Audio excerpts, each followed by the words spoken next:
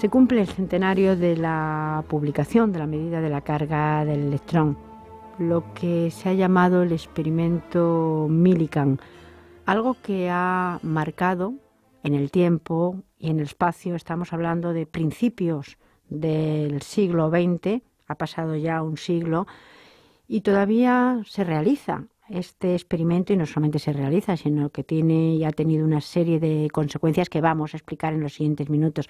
Nos acompaña el catedrático de física, Carlos Santarán, bienvenido. Hola, ¿qué tal? La profesora Cristina Santa Marta, bienvenida. Hola, gracias. Y Daniel Rodríguez, profesor también de física, bienvenido. Bien hallada.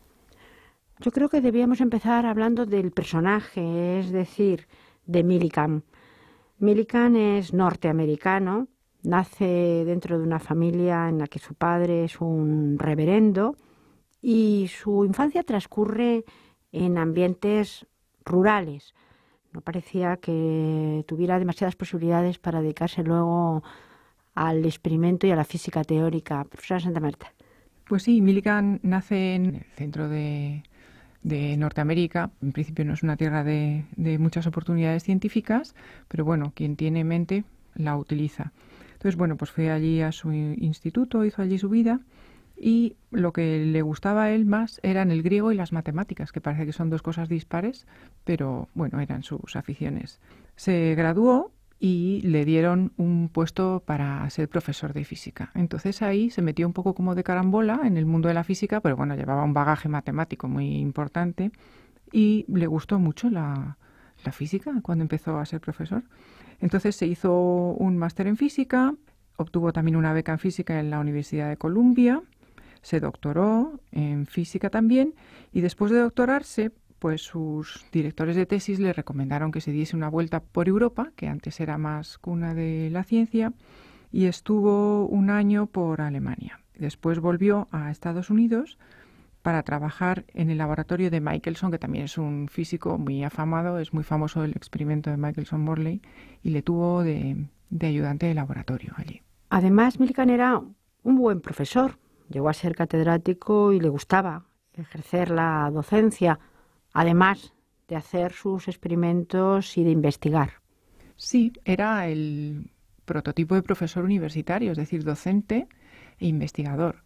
Era muy buen investigador, como vamos a desarrollar a lo largo del programa, su faceta docente ya la dejamos aquí en la biografía, pero es que además era muy buen profesor. Entonces era muy valorado por los alumnos.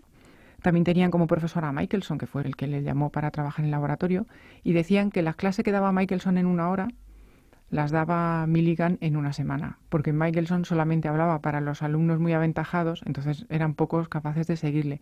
En cambio, Millikan se ocupaba y se preocupaba en desgranar todos los conceptos y en que todo el mundo entendiese lo que le estaba explicando, que también dice mucho de él. Y como legado, pues nos ha dejado varios libros de física de docencia, libros de secundaria o de carrera, vamos, no libros punteros en investigación, sino de enseñanza de la física, así que aunaba las dos cosas. Nos podemos preguntar cómo se le ocurrió intentar medir la carga del electrón. Hay que recordar que Thomson había descubierto el electrón en 1897, es decir, era algo reciente, y había además logrado medir la relación entre su carga y su masa, pero no por separado. ¿Cómo empieza él la experimentación y cómo se le ocurre medir la carga del electrón? Efectivamente, Thomson había descubierto el electrón con un experimento también muy sencillo y muy elegante y había podido calcular la relación entre la carga y la masa de estas partículas. Pero luego, posteriormente, también habían hecho experimentos, incluso el propio Thomson, intentando determinar cuál era la carga de este electrón para poder conocer también su masa. Y estos experimentos consistían pues, en poner en un campo eléctrico una nube de gotitas de agua y ver cómo se iban acercando entre dos paredes gracias a este campo eléctrico. De esa manera hacían una estimación muy grosera, porque era una nube lo que veían, de la carga del electrón. Entonces a Millikan lo que se le ocurrió fue hacer el seguimiento de una gota de cada vez. Y aquí fue donde partió su idea. Él empezó sus experimentos mucho antes de publicar estos resultados. Empezó en 1905. Podemos decir entonces que él no siguió los experimentos de sus predecesores, sino que intenta algo diferente. Parte de la idea general de sus predecesores, pero innova introduciendo bajas presiones, introduciendo un microscopio para ver las partículas, introduciendo un procedimiento para descartar las partículas que están demasiado cargadas mediante cambios, alternancia, en la dirección del campo eléctrico. Es decir, sí se basa en la idea general, pero incluye una gran mejora en cuanto a la precisión del experimento. Hay que decir que el experimento de la gota de aceite, que así se ha llamado durante todo este siglo y así se ha quedado el nombre, es un experimento que se sigue haciendo, quiero decir, que se sigue enseñando, que los jóvenes estudiantes pues lo pueden hacer. No sé si es fácil o no de hacerlo. Bueno, tiene sus dificultades, pero sí se suele incluir en las prácticas de laboratorio. Lo que desde luego se incluye es en los exámenes de las asignaturas de física general o incluso en la de física del curso de acceso se pueden ver algunos retazos de este experimento. Pues vamos, yo creo que a explicar el experimento de la manera más sencilla posible. La verdad es que es fácil porque el experimento, como decía Daniel, es elegante y sencillo. Lo que innovó respecto a sus predecesores es que ellos utilizaban gotas de agua y él utilizó gotas de aceite, de aquí lo del experimento de la gota de aceite. ¿Y qué hacía con las gotas de aceite? Pues lo que hacía era pulverizar con un spray muy fino una nubecilla de gotas de aceite y estas gotas, por un agujero, caían entre dos placas eléctricas. Las dos placas eléctricas estaban conectadas a una diferencia de potencial muy grande, de miles de voltios, y eso crea un campo eléctrico. Las gotas intentan caer por la fuerza de la gravedad, pero como están cargadas, el campo eléctrico las empuja hacia arriba.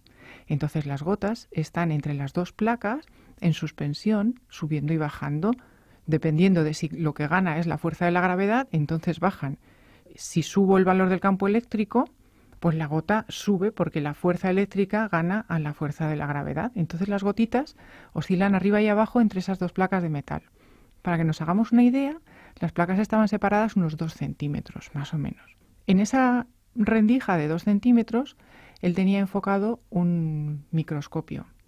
El interior de esas dos placas estaba iluminado con una luz muy potente, que por eso él no podía utilizar gotas de agua, porque con el calor de la luz la gota se evaporaba y si la gota perdía un poco de masa, pues ya estaba variando sus propiedades y no podía permitírselo para el valor del experimento. El campo eléctrico era regulable, creo que he mencionado antes, entonces dando más valor al campo eléctrico, las gotas subían, quitándole campo, las gotas bajaban. Pues lo que hacía era subir y bajar el campo hasta que las gotas más o menos unas perdían carga, otras se volvían neutras y hasta que se quedaba con una sola gota. Entonces sí, cuando tenía solamente una gota que él miraba por el objetivo, la hacía subir y bajar, variando el valor del campo eléctrico.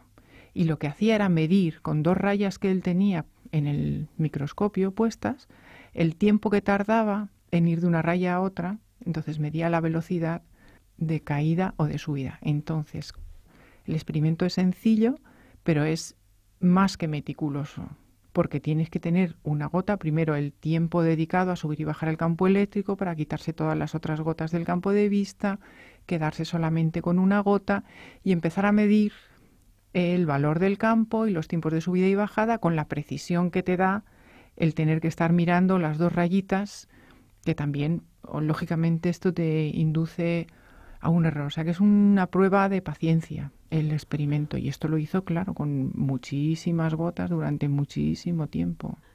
¿Y qué se necesita? Es decir, para aquel que quiera hacer el experimento se necesitan las placas, se necesita el aceite, se necesita esa luz. Es decir, ¿cuáles son las herramientas físicas, me refiero, para poder realizar el experimento? Pues nada, básicamente lo que hemos dicho, dos placas, un microscopio, una luz. El problemilla está en que se necesita una batería que dé unos miles de voltios. Ahí está más complicado. ¿Y cuándo publica este experimento, que además supongo que le llevaría bastante tiempo porque precisamente por esa precisión para tener resultados no sería de la noche a la mañana, necesitaría bastante tiempo para poder dar resultados? De hecho, parece que sus publicaciones fueron 2. Sus publicaciones importantes fueron 2. Una aparece repetida porque en aquella época, al no haber tanta divulgación de las revistas científicas, lo publicó primero en la revista Science y después en la revista Physical Review.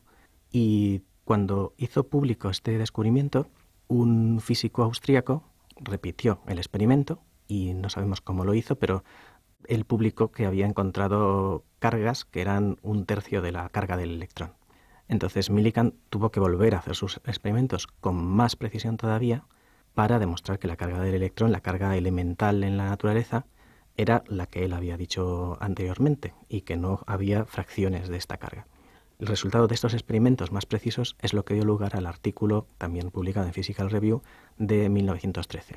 Porque Millikan también lo que hace es dar un valor obtenido, un valor numérico. Efectivamente. Él hace muchos experimentos con muchas gotas. Posiblemente comentaremos que algunas más de las que realmente después publica en su artículo. Hay que darse cuenta que para cada uno de estos experimentos, para cada gota, tanto para prepararla como para hacer las medidas, más o menos invertía una jornada. Es decir, estuvo 60 días midiendo para las 60 gotas de las que da resultados en su artículo. Además de resultados muy, muy detallados. De manera que si alguien repetía el experimento podía comprobar si le salía o no le salía lo mismo. A pesar de esa precisión de la que nos hablaba el profesor Rodríguez, la realidad es que no toda la comunidad científica aceptó sus resultados y además se creó algún que otro enemigo. Sí hubo controversia. Hubo controversia porque él dio un valor y posteriormente se dieron valores superiores a los que él había dado. Entonces, algo había que no cuadraba o no cuadraba del todo con respecto a ese tipo de experimento. Sin embargo, hubo una contribución importante con lo que hizo Millikan, a pesar de que no toda la comunidad científica en su momento estuviera de acuerdo. ¿Por qué esa contribución, aunque hubiera controversia? Millikan da un valor para la carga del electrón. Esa es la contribución que podemos leer directamente de la publicación, pero él también cita, y eso posiblemente es lo genial del experimento, el resultado del experimento, que esa carga que él está dando un valor es la mínima cantidad de carga que se puede encontrar. Y entonces introduce en ese sentido el concepto de cuánto de carga. Ese cuánto de carga va a cambiar el mundo en los siguientes años. Eso es lo que es importante. Lo que ocurre es que en el experimento, y ahí viene la controversia, habla de un número de gotas que ha estudiado y cita textualmente que son todas las gotas que él ha estudiado. Y es posible que no sea cierto. Es posible que no sea cierto en el sentido de que algunos resultados que pudieran parecer muy diferentes o dispares a lo que él estaba buscando en realidad, no fueran aceptados por él y los quitara. Eso tampoco es algo que sea anormal. La razón en realidad es algo muy simple. Las teorías son muy fáciles normalmente de promulgar y de escribir, pero no tienen en cuenta la realidad de la vida. Entonces, cuando uno hace un experimento, y contaba antes Cristina o Daniel, que se ponen entre dos placas y que habían hecho vacío y que habían intentado mantener la gota, ahí hay 2 rayas donde se movía esa gota y tenían que tener un cronómetro por otra parte y tenían que mantener ese vacío y estaban haciendo el switch, los cambios de ese campo eléctrico. Todo eso no es controlable al 100%. Ni puedo controlar que no se me evapore parte de esa gota, aunque sea de aceite, que es otro de los méritos de Millikan. Todo eso es difícil de controlar. Y el valor que tenemos es el que tenemos después de un experimento teniendo en cuenta todo lo que tenemos alrededor. Y es posible que él lo tuviera en cuenta, supiera cuál iba a ser el resultado final y descartar algunas gotas. De hecho, profesor Antorán, saliéndonos una gotita del tema precisamente, Millikan recibió el premio Nobel precisamente por un trabajo experimental que lo que quería hacer en principio era refutar lo que había dicho la teoría de Einstein. Sí, es cierto. Él no se creía la teoría del efecto fotoeléctrico de Einstein y lo que intentó fue refutarla y ver que era errónea. Sin embargo, al final, como buen científico, reconoció que se había equivocado en un principio y que los experimentos le llevaban directamente a los resultados que había propuesto Einstein. Eso es lo bueno de la ciencia y de los científicos. Muchas veces sabes lo que va a salir. No es cuestión de quitar lo que no te interese, porque tienes que explicarlo también. Y él, intentando demostrar que era falsa una teoría, demuestra que la teoría es correcta y lo dice. Y de hecho, es una de las razones por la cual le dan el premio Nobel luego a Einstein. Pero ¿conocemos por fin la carga del electrón? Pues se sigue buscando. Se siguen buscando nuevos números para añadir a la colección de números que ya tiene la carga del electrón y de hecho el último valor que se acepta es de 2008, o sea que es un tema que sigue estando de actualidad a pesar de que bueno, el grueso del valor del número pues ya se conoce. Pero bueno, esto lo único que hace es seguir afirmando y reafirmando y archiafirmando el valor original que obtuvo Millikan. O sea que, a pesar de todas las acusaciones de fraude, bueno, no de fraude, sino de que no había dado a conocer todos los valores que él había obtenido en sus experimentos, sino que bueno, que había quitado los que le habían salido peor y solo había dejado los mejores. Pero el resultado es que el valor que encontró para la carga es el bueno, digamos, el que se está usando ahora. Y además de conocer el valor de esa carga del electrón, a mí me gustaría conocer, pues a través y después de 100 años de la publicación de este trabajo, en qué ha devenido para nuestro uso cotidiano. Hoy, ¿qué le debemos a Millikan? Por ejemplo, toda la electrónica. La electrónica, la mecánica cuántica se basa en los cuantos de energía, en los cuantos de carga. Eso ha cambiado el mundo radicalmente. Como decía antes Cristina, es un cambio tan radical como pasar del analógico al digital. Hemos pasado de una teoría a otras que nos han permitido vivir como vivimos ahora mismo. Sin embargo, y es una cosa que sí que me gustaría destacar, no se calculó la carga del electrón para todo eso. Esto se llama ciencia básica, y la ciencia básica da lugar a que después se desarrollen múltiples teorías y múltiples campos. De luego a Millikan no se le ocurrió hacer el experimento para saber cuánto varía ese cuánto de carga y para que después se empleara, por ejemplo, en toda la electrónica. Eso es diferente. La ciencia básica es necesaria para avanzar, y siempre lo ha sido. Y cuando decía Cristina que aún seguimos calculando la carga del electrón, es muy importante, porque una variación en una cifra decimal en algún punto da lugar a que algunas teorías no sean válidas y que haya que cambiarlas y haya que buscar cosas que funcionen mejor. Eso también es ciencia básica, pero da lugar, de nuevo, a una aplicabilidad, digamos, por doquier. Eso es lo importante. Aún así, al igual que en el mundo, por ejemplo, del arte, todos vemos un cuadro de Goya y nos podemos admirar y sabemos que viene de Goya, muchas veces no conocemos tanto a quién debemos el mundo actual y cómo nos movemos ahora mismo. Por ejemplo, a Millikan es verdad que probablemente él hiciera física de base, pero la realidad es que todo lo que manejamos ahora pues es gracias a él y, por supuesto, a otros muchos, sobre todo en este principio del siglo XX que en otras ocasiones hemos dicho que fue fantástico para la física. Efectivamente. Es la época en la que nace la física moderna. Todo es cuantización desde Max Planck en 1900, siguiendo con las teorías de Einstein, la constatación experimental que hace Millikan de estas teorías. Aún estamos hablando de atomismo, es decir, unos años antes la electricidad era un fluido, por lo tanto continuo. Edison tenía esta idea y con Millikan aparece el electrón y apareciendo el electrón empieza un mundo de diferentes partículas subatómicas, modelos atómicos, mecánica cuántica, el futuro.